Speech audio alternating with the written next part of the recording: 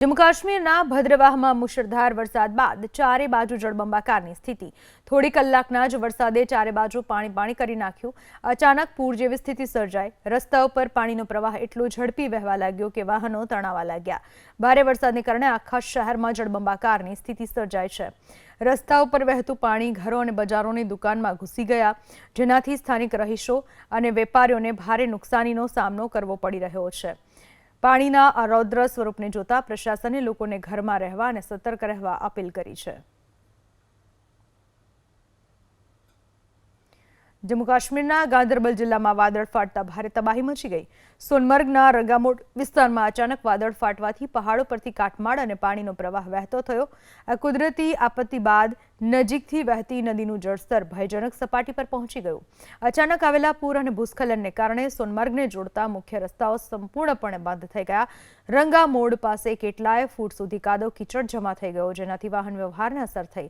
પાણીના પ્રવાહને જોતા નદી કિનારે રહેતા લોકો અને ત્યાંથી પસાર થતા મુસાફરો માટે એલર્ટ જારી કરવામાં આવ્યું છે। પ્રશાસને સખત સૂચના આપી છે કે કોઈ પણ વ્યક્તિ નદી કિનારે અથવા તો સંવેદનશીલ જગ્યા પાસે ના જાય। રાહત અને બચાવ ટુકડીઓને પણ તૈનાત કરી દેવામાં આવી છે। હિમાચલ પ્રદેશના ધર્મશાલામાં ભારે વરસાદ બાદ પૂર। ધર્મશાલામાં સતત 2 દિવસથી પડી રહેલા વરસાદથી માર્ગો ઉપર જાણે નદી વહેતી થઈ। ધર્મશાળાના ખડાડંડા માર્ગ પર જળબંબાકારની સ્થિતિ જોવા મળી। પાણીના તેજ પ્રવાહમાં વાહનો તણાવા લાગ્યા। વાયરલ વિડીયોમાં પાણીના તેજ પ્રવાહમાં એક સ્કૂટી તણાઈ, જે આગળ જતા એક કાર સાથે અથડાઈ।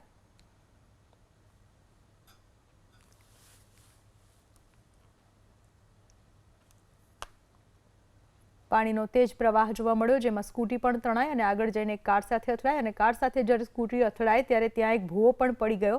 આ પ્રકારની સ્થિતિ જોવા મળી રહી છે હિમાચલના ધર્મશાળામાં, જ્યાં ભારે વરસાદ બાદ પૂરનો પ્રકોપ જોવા મળ્યો। શ્રીનગર અને લેહને જોડતા જોજીલા પાસ પર વાદળ ફાટ્યા બાદ પૂર આવ્યો। માર્ગો પર પૂરના પાણી અને પહાડી વિસ્તારનો કાટમાળ ધસી આવતા 5 કલાક સુધી શ્રીનગર લદ્દાખ કનેક્ટિવિટી બંધ રહી। જો કે બીઆરઓની ટીમે કાટમાળ હટાવીને સમગ્ર રસ્તો ખુલ્લો કરાવ્યો।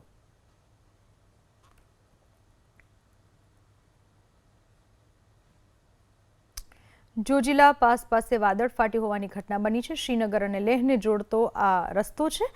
માર્ગો પર પૂરના પાણી ફરી વળ્યા, કાટમાળ ધસી આવ્યો। 5 કલાક સુધી શ્રીનગર અને લદ્દાખ વચ્ચેની કનેક્ટિવિટી બંધ રહી। જુઓ કેટલો કાદવ અને પાણીનો પ્રવાહ રસ્તા ઉપરથી વહેતો જોવા મળી રહ્યો છે। બીઆરઓની ટીમે કાટમાળ હટાવી રસ્તો ખુલ્લો કરાવી દીધો છે।